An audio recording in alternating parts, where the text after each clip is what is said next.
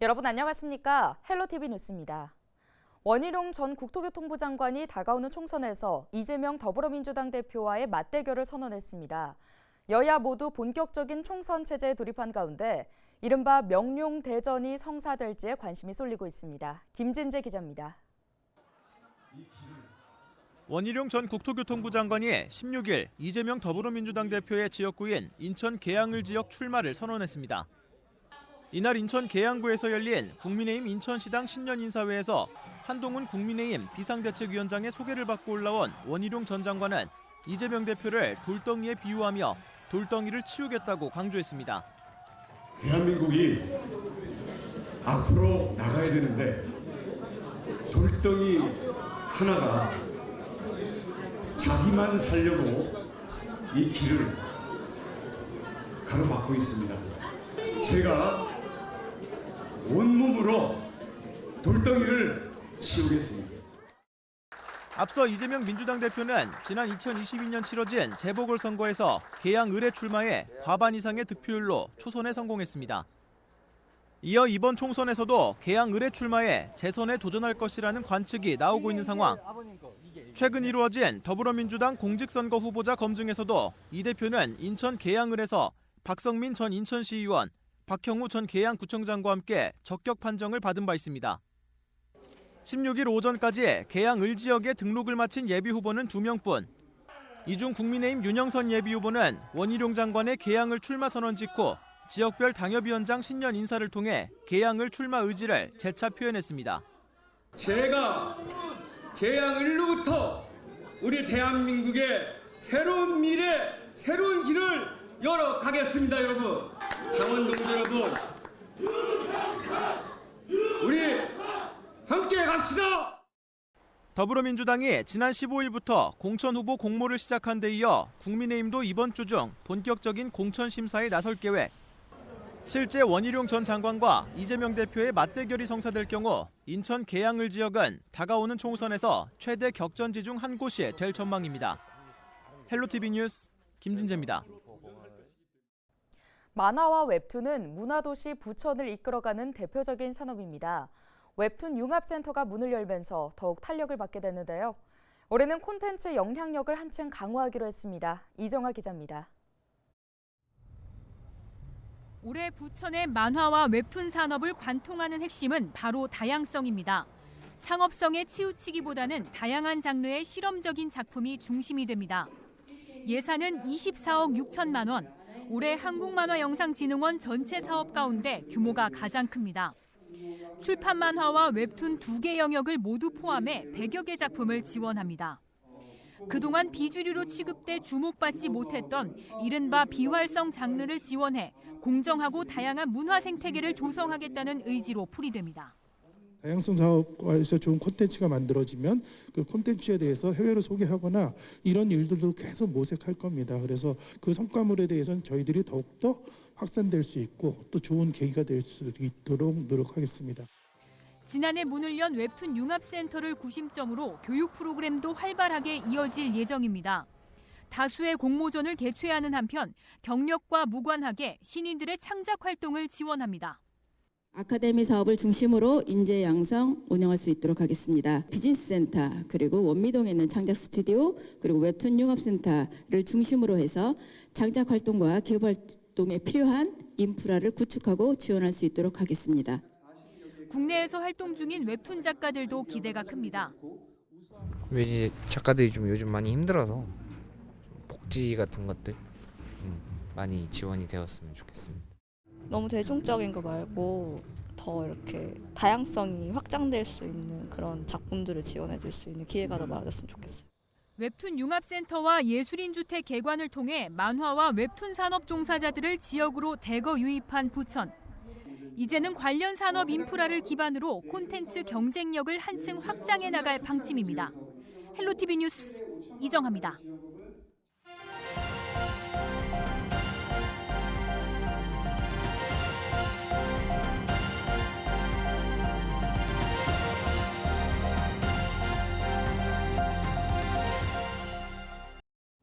더불어민주당이 인천 남동구 을과 부평구 갑선거구를 전략선거구로 지정했습니다. 민주당 공천관리위원회는 오는 20일까지 전국 236개 지역구를 대상으로 후보자를 공개 모집한다고 밝혔는데요. 당원 당규에 따라 현역 의원 불출마 지역과 현역 의원 탈당 지역 17곳은 공모에서 제외했습니다. 공모 제외한 전국 17곳 중 인천 지역에서는 민주당 전당대회 돈봉투 의혹 사건으로 탈당한 윤관석 의원의 지역구인 남동구 을과 같은 의혹으로 탈당한 이성만 의원의 부평구 갑 두 곳을 전략선거구로 지정했습니다. 단 경선을 통해 후보자를 결정할지 아니면 전략공천 또는 단수 추천할지에 대해서는 고심 중입니다. 5.18 민주화운동을 폄훼하는 내용의 기사를 발표해 사퇴 요구를 받고 있는 허식 인천시의회 의장이 또다시 해당 매체 기사를 시의회 관계자들에게 공유해 논란이 되고 있습니다. 허 의장은 지난 15일 오전 11시쯤 시의회 간부 공무원에게 5.18은 북한이 개입한 국가 전복 변란이었다는 주장이 담긴 신문기사 사진과 링크를 SNS로 보내면서 시의원 단체 대화방에 공유하도록 지시했습니다. 해당 기사에는 국민의힘 한동훈 비상대책위원장을 비판하는 내용도 포함됐습니다. 지시를 받은 공무원은 시의원 40명과 간부 공무원 등 모두 65명이 참여하고 있는 단체 대화방에 이를 공유했습니다. 앞서 허 의장은 지난 2일 시의원 전원에게 5.18 민주화운동을 폄훼하는 내용이 담긴 신문을 배포해 논란을 일으켰습니다. 불안한 전세 시장 때문에 연립과 다세대 주택의 월세 전환이 늘고 있습니다. 전세 시장에서 아파트와 빌라 간 양극화가 더 심화되는 양상입니다. 이관성 기자가 보도합니다. 금리가 오르고 부동산 거래가 얼어붙었던 2022년 인천 지역 아파트의 전월세 전환율은 6개월 만에 4%대에서 6%대로 크게 올랐습니다. 다행히 2023년 금리 상승이 안정되면서 인천 아파트 전월세 전환율은 다시 예전 모습을 되찾아가고 있습니다. 하지만 역전세와 전세 사기 피해가 컸던 연립과 다세대 주택의 월세 전환 상승 곡선은 멈추지 않고 있습니다. 지난 2022년 6월 6%대 초반이던 인천 지역 연립과 다세대 주택의 전월세 전환율은 2023년 7%대에 진입했고 연말 7%대 중반까지 올랐습니다. 보증금을 돌려받지 못할 수 있다는 걱정 때문에 세입자들이 월세로 돌아서고 있는 것입니다. 피해자들이 속출하고 있고 뭐 이런 것들이 자꾸 매스컴에서 들리고 큰 돈이잖아요. 보증금이 전세 보증금은. 근데 월세 보증금은 작으니까 그래도 그 작은 쪽으로 선호하게 되는 거고. 연립과 다세대 주택의 월세 전환율은 서울보다 경기 인천 지역에서 더 높습니다. 지난 2022년 6월부터 2023년 11월 사이 서울 지역 연립 다세대 주택의 전월세 전환율은 4%대에 머물고 있고 경기 인천 지역은 7%를 넘어선 상황입니다. 빌라 시장은 지금 굉장히 어렵습니다. 전세 계약이 이게 전세 시장이 좀 정상화가 돼야 되는데 여전히 많은 수요자들이 깡통전세, 전세 사기의 불안을 떨고 있고요. 다수의 계약자들이 이게 안전한 물건임에도 불구하고 믿지를 못하는 거죠. 그렇게 되면 아파트 시장으로 가거나 월세 시장으로 가기 때문에 올해부터 전세 보증보험 가입 시 보증금의 담보 인정 비율까지 낮아지면서 갱신을 앞두고 있는 연립과 다세대 주택 세입자들은 전세 부담이 더 늘어난 상황입니다. 올해 아파트와 연립 다세대 주택 간 양극화는 더 심화될 것으로 보입니다. 헬로티비 뉴스 이관서입니다. 경기도가 전세 사기 가담이 의심되는 공인중개사 35명을 수사 의뢰했다고 16일 밝혔습니다.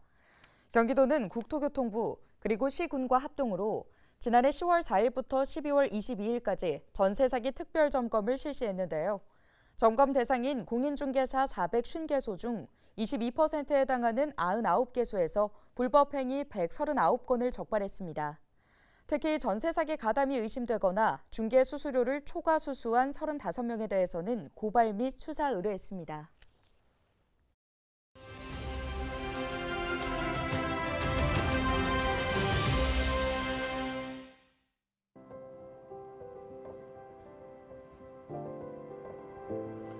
정부가 올해 설에도 고속도로 통행료를 면제하고 고속철도 역귀성 승차권을 할인합니다. 정부는 16일 정부 서울청사에서 비상경제장관 회의를 열고 이 같은 내용을 담은 설 민생 안정대책을 발표했습니다. 고속도로 통행료 면제는 2월 9일 오전 0시부터 12일 자정까지 잠시라도 고속도로를 이용한 경우 적용됩니다. 또한 설 연휴 기간 KTX와 SRT를 타고 역비성하는 경우 최대 30% 할인하며 가족 동반석도 요금을 할인해 줍니다. 정부는 버스와 열차 증편 운행, 갓길 차로 임시 운행, 임시 화장실 설치, 차량 무상 점검 등 특별 교통 대책을 통해 교통량 분산과 편의를 높일 계획입니다. 24시간 의료 대응 체계도 마련했습니다. 권역별 질병 대응센터와 시군구 합동 전담 대응팀, 시도 전담 대응팀 등을 상시 운영하고 한랭 질환 감시 체계를 가동합니다. 설 연휴 기간 문을 여는 의료기관과 약국 정보를 응급 의료 포털, 복지부 홈페이지, 129 보건복지 상담센터, 119 구급상황관리센터 등을 통해 제공합니다.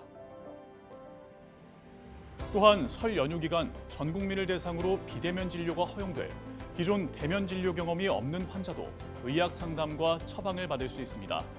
지금까지 데일리 브리핑이었습니다.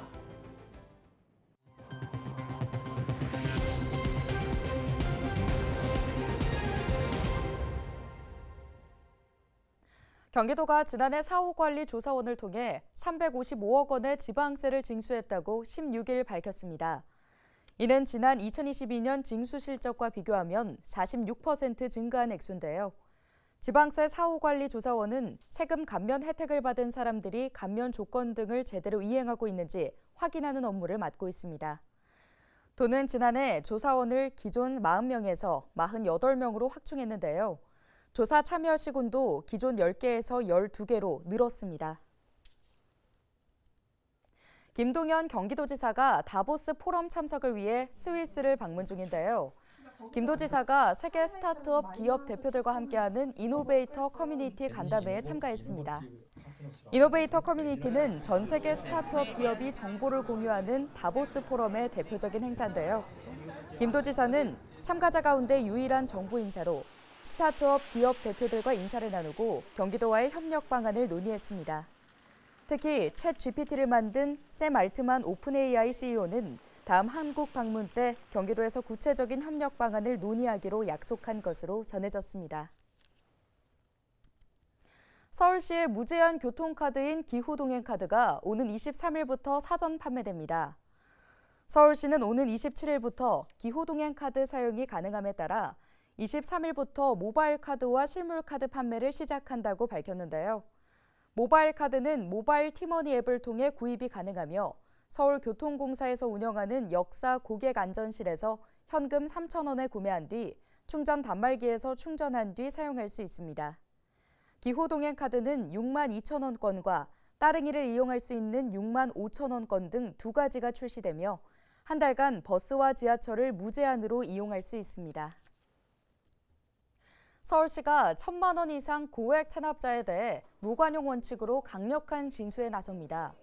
서울시 38 세금징수과는 올해부터 관계기관과의 협력을 통해 가택 수색과 명단 공개 등 강력한 징수 활동을 벌인다고 밝혔습니다. 서울시는 25개 자치구로부터 지난해 신규로 발생한 1,301억 원에 대한 징수권을 이관받아 징수 활동에 들어갔습니다. 한편 체납 세금 가운데 개인 최고액은 1990년생으로 지방소득세 41억 원입니다. 서울시가 올해 스마트 보안 등 4천여 개를 설치하는 등 안심 보행 환경 조성에 나섭니다. 서울시는 지난해 주거 안심구역 등 취약지역에 스마트 보안 등 만여 개를 설치한 데에 이어 올해 4,500개를 추가로 설치할 계획인데요. 스마트 보안 등은 서울시 안심이 앱과 연동돼 보행자가 안심이 앱에서 안심 귀가 모니터링을 켜고 보안등 근처를 지나면 보안등이 밝아집니다. 또 긴급 상황이 발생했을 때 안심이 앱 긴급 신고 메뉴를 누르거나 스마트폰을 흔들면 보안등이 계속 깜빡거려 긴급 상황을 주변에 알릴 수 있습니다. 오늘 준비한 소식은 여기까지입니다. 함께해 주신 여러분 고맙습니다.